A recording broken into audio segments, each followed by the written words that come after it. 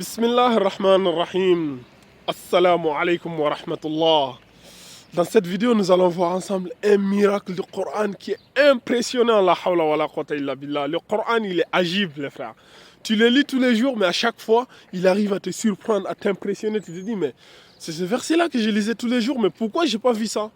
Pourquoi j'avais pas vu ça?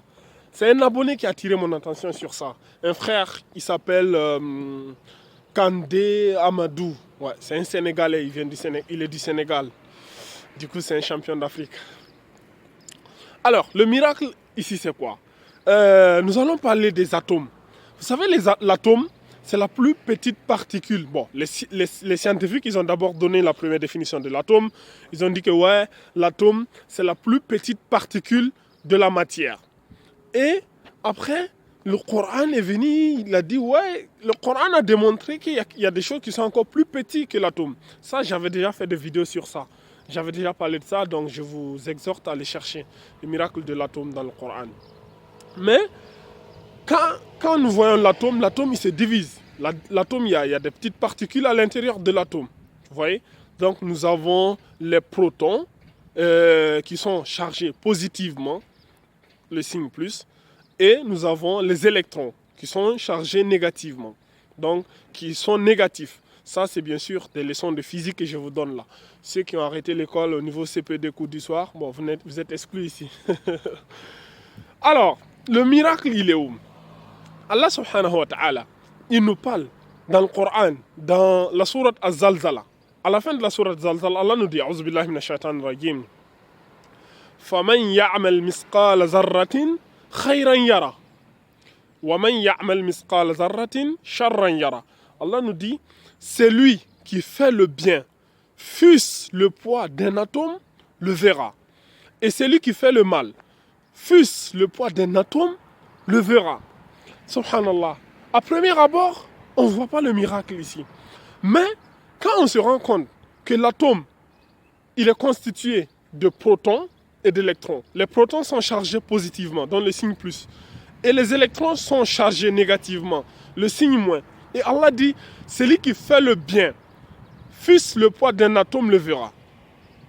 Nous savons bien que quand quelqu'un il fait du bien, le bien est considéré comme quelque chose de positif. Est-ce que tu vois? Allah dit, celui qui fait le bien, fût-ce le poids d'un atome, le verra. C'est-à-dire, si tu fais le bien, fût-ce le poids du signe positif, fût-ce le poids d'un proton, tu le verras. Et celui qui fait le mal, fût-ce le poids d'un atome, c'est-à-dire fût-ce le poids d'un électron, tu le verras. C'est-à-dire ici, Allah nous donne ici les signes des particules de l'atome. Allah nous appelle indirectement ici pour nous dire que dans l'atome, il se subdivise en deux parties. Et il y a une partie positive et une partie négative. La partie positive, c'est les protons qui symbolisent les gens de bien, ceux qui font le bien. Il le verra. Quand tu fais le bien, Allah il t'associe ici à l'atome, c'est-à-dire à la particule positive de l'atome, tu le verras. Et si tu fais le mal, il t'associe ici à la partie négative de l'atome qui est les électrons et tu le verras. La hawla wa la quwwata illa billah. Ayyuha al-ikhwata mes frères et sœurs, dites-moi ce que vous pensez de ce miracle-là. Est-ce un miracle évident ou vous pensez juste que voilà, j'essaie juste parce qu'on m'a qualifié de conformisme. Toi, tu vois des miracles partout, toi tu veux frère. Dites-moi, qu'est-ce que vous pensez de cela? Allah, il parle ici du bien et du mal et il associe à l'atome. Et ces versets sont collés côte à côte. Allah dit, celui qui fait le bien, fût-ce le poids d'un atome, le verra. Et celui qui fait le mal, fût-ce le poids d'un atome, le verra. Et Allah, il précise, il parle de l'atome. Et ça fait quand même une sacrée coïncidence. Vous n'allez pas me dire que c'est une coïncidence. Et l'atome, il est composé des charges positives et des charges négatives. Dites-moi, en toute sincérité, est-ce un hasard, du conformisme ou une preuve qu'Allah subhanahu wa ta'ala, il avait mis dans le Coran et il avait à peine caché et il nous appelle à méditer sur le Coran. Je vous attends dans les commentaires et je vais vous lire tous. Haza wa alam, wallahu azza wa jalla ala alam, subhanakallah wa bihamdik, ashhadu an la ilaha illa anta astaghfiruka wa atubu ilayk, wa akhiru da'wana anil hamdulillahi rabbil alamin.